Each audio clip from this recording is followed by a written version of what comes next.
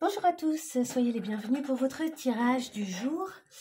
Qu'est-ce que je voulais vous dire? Alors, ce tirage-là, c'est le tirage pour le relationnel au mois de juillet et d'août.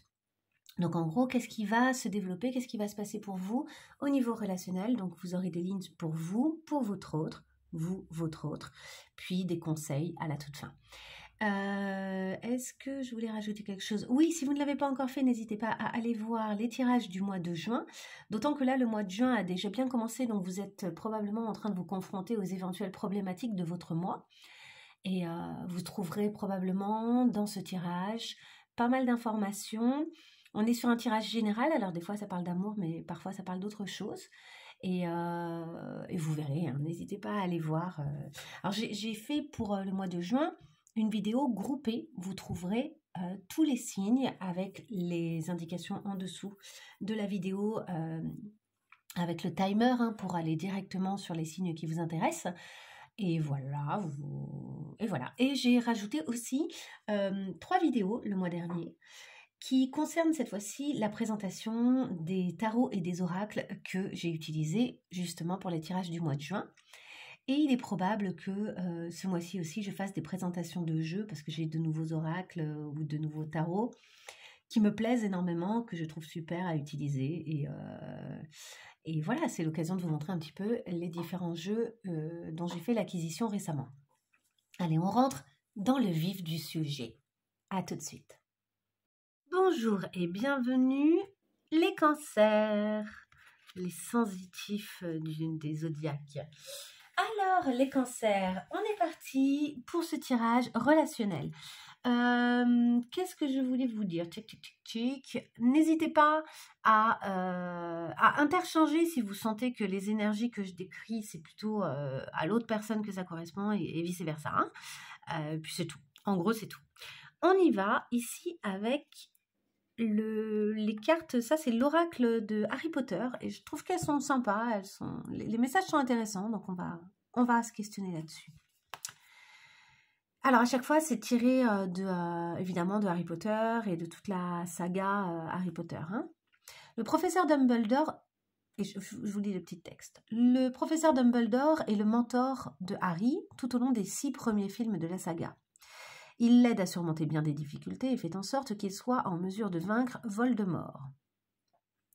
Mais Harry découvre dans les 2 derniers films que le gentil directeur cachait en réalité de nombreux secrets, dont son passé tragique et le rôle que Harry doit jouer dans la défaite de Voldemort. Ces révélations ébranlent sa confiance envers Dumbledore, mais il décide finalement d'aller au bout de la voie qu'il a tracée pour lui, en ayant toutefois une vision plus nuancée de l'homme qui lui a tant appris. Pense aux gens qui sont comme des mentors pour toi. Qu'est-ce qui, chez eux, t'inspire confiance?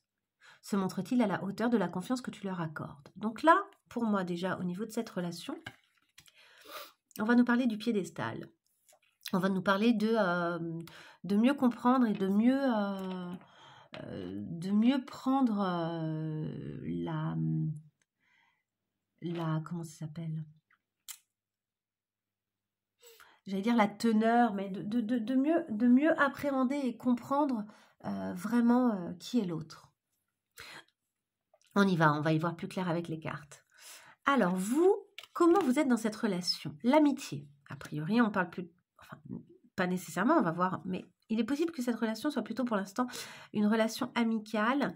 En tout cas, admettons que c'est une relation amoureuse, il y a quand même cette idée d'une très belle complicité et d'une capacité de guérison. C'est une relation qui fait du bien. La communauté, ouais, donc là, on reparle vraiment du côté amitié, on est plus fort ensemble.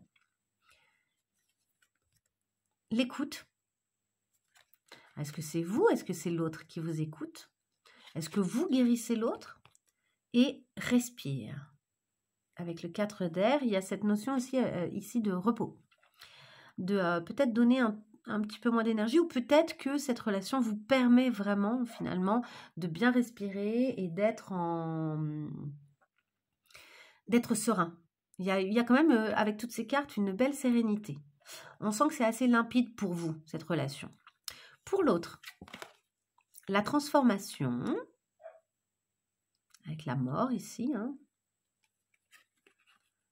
le fardeau, avec le 6 d'air. Ouais. Repos et ressourcement. Là aussi, il y a la nécessité d'un repos. Peut-être nécessité d'un recul pour cette personne-là. Impuissant et sans espoir. Alors, est-ce que c'est quelqu'un qui va pas très bien en ce moment? C'est possible. Et contrôle. Et c'est quelqu'un qui essaye de reprendre le contrôle sur son esprit, je dirais. Et qui essaye de se reconnecter parce que et qui est probablement en pleine transformation. Donc vous, en fait, quand je vois ces cartes, déjà, je dirais que vous êtes bien dans la relation, vous êtes bien connecté à l'autre. Mais l'autre, lui, et peut-être que vous voyez cette personne comme quelqu'un justement d'un peu fort, d'un peu ouah, qui est trop fort, qui est super, mais en réalité, il y a une part cachée, j'ai l'impression. Peut-être que vous ne voyez pas que chez cette personne, il y a beaucoup de choses qui sont en train de se modifier et que c'est quelqu'un qui essaye de trouver du sens parce que c'est quelqu'un qui a un sentiment finalement d'impuissance et d'être incapable de contrôler les événements. Et qui peut-être aussi s'appuie sur les autres ou a le sentiment qu'on s'est beaucoup appuyé sur lui. Donc peut-être que dans cette relation, vous appuyez beaucoup sur l'autre alors que l'autre, du coup, il a besoin, il a besoin de transformer en fait cette relation. Peut-être que même il a le sentiment de ne pas être en mesure de vous apporter finalement ce qui est nécessaire pour vous. Alors que vous êtes bien, on vous sent plutôt bien si c'est ça, quoi. Alors, on va aller voir un peu plus loin. Regardons un petit peu comment vous vivez cette relation, comment vous envisagez même cette relation. J'ai coupé la vidéo, j'ai appuyé sur un bouton sans le vouloir. J'ai des tas de choses derrière, comme vous pouvez voir. Bref, allez. On y va sur le... je suis à peine rentrée, j'ai à peine défait mes bagages. Enfin, je suis en plein... Je réarrive dans ma maison. Moi, je bouge pas mal, hein, je vous avais dit pour le travail, pour ceux qui ne le savent pas encore. Donc, j'ai des périodes où je ne suis pas chez moi. Et vous voyez, à peine rentrée, j'ai même pas encore fini de ranger mon bagage que je vous fais déjà des tirages. J'avais très envie de vous faire des tirages ce mois-ci. Donc, on y va. On va essayer de voir un petit peu ce qu'il en est, vous, de cette relation, comment vous la vivez, comment vous vous positionnez dedans, etc. La sincérité, superbe. On fait tomber les masques, hein. Dans les prochains mois, vous savez qu'il y a une évolution possible à mon avis. La tendresse, j'ai l'impression qu'on est dans une relation qui pour l'instant est plutôt amicale. L'obstacle, hein, donc vous sentez quand même qu'il y a des obstacles à la réalisation de certaines choses. Vous avez de l'amour, de l'affection. C'est quelqu'un qui vous plaît, hein, j'ai l'impression. Hein. Pour l'instant, vous en êtes peut-être qu'à l'étape d'être dans une amitié, mais c'est quelqu'un où vous avez envie que ça devienne plus. Tenez compte des vibrations. Elle est très intéressante, cette carte. Alors, est-ce que l'autre est un scorpion? Parce que là, on a un scorpion. Est-ce que c'est un scorpion, l'autre personne? C'est possible. Tenez bien compte des vibrations. Là, il y a des choses où vous êtes dans quelque chose d'assez idéal, vous avez confiance, vous avez envie que les choses se passent, etc. Sauf que peut-être que l'autre, il n'est pas exactement à cet endroit-là. Et c'est ça qui fait obstacle. Si vous n'entendez pas, si vous ne ressentez pas les vibrations et ce qui se passe entre vous, vous allez vous planter. C'est comme si vous ne preniez pas en compte l'autre personne. Ça ne peut pas fonctionner si vous faites ça. Hein. La terre.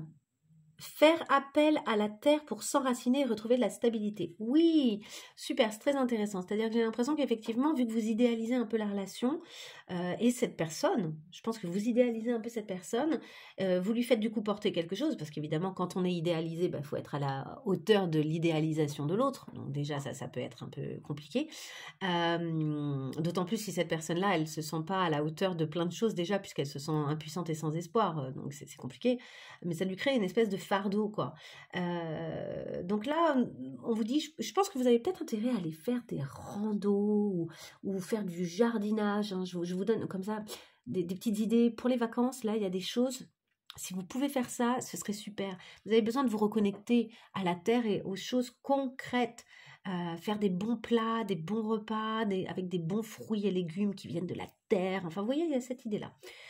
Voyager, vous déplacer à pied, marcher, être au contact, aller toucher les arbres, revenez à des choses En plus, ce que j'aime bien, c'est que vous avez une très jolie énergie, mais il y a une forme de naïveté. Finalement, vous vous faites porter sur l'autre votre naïveté parce que vous ne prenez pas en compte que c'est pas toujours si simple, c'est pas toujours si idéal que ça. Des fois, on imagine, on voit des choses et finalement on projette. Alors oui, cette façon-là, c'est joli la façon dont vous le faites, mais respirez, écoutez vraiment. Vous voyez, je comprends mieux du coup l'écoute ici. Ici, c'est la grande prêtresse, c'est la carte de la grande prêtresse qui est capable de recevoir les signaux en fait et de voir les choses subtiles. C'est ça qu'on vous demande de faire. Écoutez bien, recevez bien, prenez le temps de respirer, prenez le temps du recul pour mieux recevoir les signaux et pour mieux tenir compte des vibrations. Vous auriez envie d'être tout le temps avec l'autre, que tout se passe tout le temps bien, mais parce que vous avez toute cette tendresse, vous êtes très sincère, je pense, hein, dans votre approche. Je pense même que tout ce qui est obstacle, vous avez le sentiment que ça va être dépassé en 2 temps 3 mouvements, tellement vous pensez que l'amour, l'affection peuvent faire des tas de choses. Oui, et peut-être pas. Peut-être que vous vous trompez. Essayez vraiment d'entendre et de ressentir. En plus de ça, le cancer, c'est le signe qui ressent. Essayez vraiment de ressentir ce qui se passe à un niveau subtil. On y va concernant l'autre, comment l'autre vit tout ça, comment l'autre se positionne dans cette relation et qu'est-ce qu'au fond il cherche dans cette relation, qu'est-ce qu'il en attend, qu'est-ce qu'il en comprend. Nous avons la légèreté, demeurer positif, la nostalgie, l'activité. Pour moi, cette personne-là, elle a besoin que les choses soient légères. Elle a besoin que ça ne lui pèse pas dessus. Elle a besoin que votre optimisme et vos attentes ne soient pas quelque chose qui vienne peser sur elle. Elle est nostalgique d'une certaine simplicité, d'une certaine légèreté, vous voyez. Activité, culpabilité. Ouais, elles se sentent coupables peut-être de même pas être... C'est fou, hein? Elles se sentent coupables de ne pas être à la hauteur ou de ne pas être assez active de la façon dont vous attendez, alors qu'elle a besoin de prendre du contrôle, elle a besoin de se ressourcer. Elle se sent impuissante et sans espoir, je vous rappelle. Et du coup, elle se sent coupable d'être impuissante. Et elle voudrait contrôler les choses pour faire en sorte que les choses soient exactement comme vous les attendez, au fond. Je pense qu'il y a de ça. Elle a peut-être le sentiment qu'elle pourrait vous décevoir. Elle se sent très responsable en fait de cette relation, alors que, bon après c'est peut-être aussi sa tendance et son positionnement, hein, mais ce qu'il y a c'est que plus vous l'idéalisez cette personne, plus elle sera dans le sentiment d'être responsable de votre bien-être et des événements, etc. Et du coup elle sera suractive, pour pouvoir gérer en fait le bon fonctionnement de votre relation, alors qu'en fait elle sent bien que ça tient pas qu'à elle et qu'elle ne peut pas le faire. C'est pas quelque chose qu'elle peut faire toute seule. Même si au fond vous lui demandez pas de faire ça, je le sais, je le vois bien.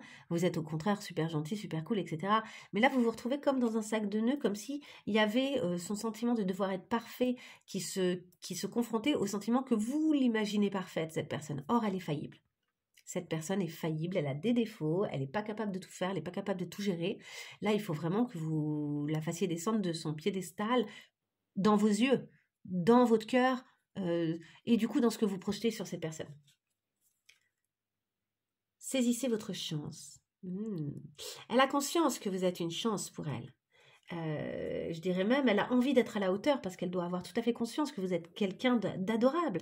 Il y a un truc qui est adorable chez vous, quoi. On sent que vous êtes là, vous kiffez, quoi. Je pense que vous avez vraiment envie que tout ça se passe très bien. Et c'est très sincère, on sent qu'il y a beaucoup de sincérité, l'amitié sincère, ce truc le fond de votre démarche est tellement joli. Franchement, c'est très mignon. Mais attention, cette personne-là, ça lui demande beaucoup, en fait. Et enfin, nous avons l'amour parfait. Ben voilà, je vous ai parlé de perfection. Cette personne, elle veut être à la hauteur. Une relation stable et joyeuse. Elle a conscience qu'il y a quelque chose ici de possible, de vraiment harmonieux, qui serait vraiment possible, vous voyez. Mais je ne sais pas si elle se sent à la hauteur, en fait. Je crois que c'est ça qui est compliqué. C'est pour ça qu'il faut remettre de la légèreté dans tout ça. Ça pèse pour elle. Elle a besoin de réalléger parce qu'elle a le sentiment qu'elle ne sera pas à la hauteur et ça lui fait repenser à des choses du passé qui n'ont pas fonctionné ou qui ont fonctionné et à une période où elle arrivait finalement à être disponible pour certaines choses ou à être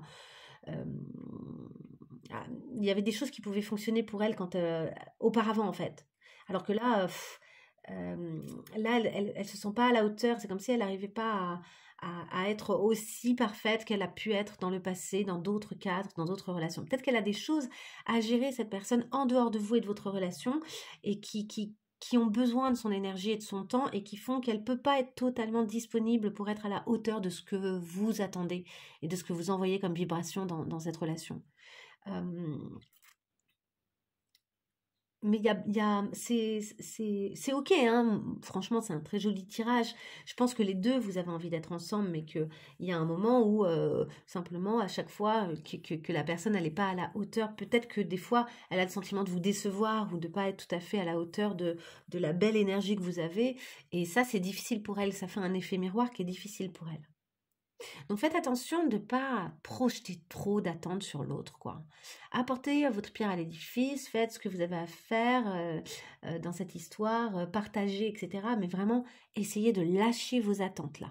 Parce que c'est un peu trop fort pour l'autre.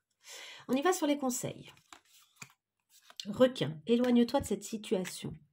On va voir, il y a peut-être quelqu'un en dehors dont vous devez vous méfier, en dehors de la relation, dont vous devez vous méfier. On va voir. De l'agitation naîtra toujours l'agitation. La haine ne produira que plus de haine. On n'obtient pas la paix en faisant la guerre. Cultiver la paix, l'amour, la compassion est la seule attitude garante d'une vie accomplie et heureuse. La paix, l'apaisement, la tranquillité, c'est déjà ce que vous faites. C'est déjà ce que vous faites. Mais en fait, cette personne-là, en fait, je pense que j'ai l'impression que cette personne-là se vit comme un requin et vous vit, vous, comme étant merveilleux, à cultiver la paix, l'amour, la compassion, etc. Et qu'ici, on a une personne qui doit se dire des fois même qu'elle devrait peut-être s'éloigner, tellement vous êtes trop merveilleuse, trop merveilleux, et qu'elle ne sera jamais à la hauteur. On continue. Cadeau de la vie. Et en même temps, il y a l'idée que je pense que cette relation, c'est un beau cadeau pour vous. Ça vous oblige justement à travailler l'un et l'autre, hein, finalement, sur vos attentes, sur votre côté où vous n'êtes pas parfait et c'est tant mieux. Enfin, à plein de niveaux, j'ai le sentiment que ça vous fait travailler profondément. Franchement, c'est très joli, hein. C'est un cadeau qui vous est offert d'être en lien et d'être... C'est juste vous arrêtez d'être dans le fantasme et l'autre qu'il arrête de vouloir être parfait. Je crois que c'est là que le nœud se trouve vraiment. Et enfin, nous avons oui, la vie te dit oui. La vie vous dit oui. La vie vous dit de lâcher des mécanismes, de lâcher des façons de faire, ça c'est sûr, de lâcher peut-être des fonctionnements mentaux, de dire au revoir à certaines choses, d'accepter la transformation et d'accepter l'imperfection. Mais en fait, c'est comme cette relation, au-delà du bonheur qu'elle pourrait vous apporter, hein, je pense qu'elle peut vous apporter beaucoup de bonheur à l'un et à l'autre, c'est aussi un cadeau parce que c'est comme une leçon énorme. C'est comme une leçon, chacun, c'est comme si ça venait vous faire travailler sur des choses essentielles. Vous, sur cette tendance que vous avez à idéaliser tout, vous avez peut-être une tendance à mettre de l'idéalisme dans plein de choses. Donc, finalement, revenir les pieds sur terre, quoi. Et l'autre, au contraire, se détacher de cette volonté de perfection et du sentiment d'être responsable de tout ce qui va arriver, et du coup de vouloir contrôler les choses. Et plutôt accepter que finalement, l'amour, il peut être parfait dans son imperfection. Et que c'est vraiment... que finalement, peut-être, c'est cette personne aussi qui se met... qui attend beaucoup d'elle-même et qui rajoute aussi un poids, hein. Vous n'êtes pas non plus le ou la seule responsable du poids que la personne se met dessus dans cette relation-là, hein. Mais prenez bien en compte ce qui se passe pour vous deux, et la réalité de ce qui se passe là. Tenez bien compte des vibrations. En plus, pour moi, quand j'entends les vibrations, c'est intéressant parce qu'on sait que, pareil sur la Terre, il y a des zones, bon déjà là, même récemment, il y a eu un séisme assez énorme apparemment dans l'ouest de la France et ça a été ressenti jusqu'en Île-de-France, donc quand même, ça, sur des kilomètres et des kilomètres, 5 et quelques sur l'échelle de Richter, hein, quand même, hein, c'était assez costaud, je crois. Il y a des vibrations.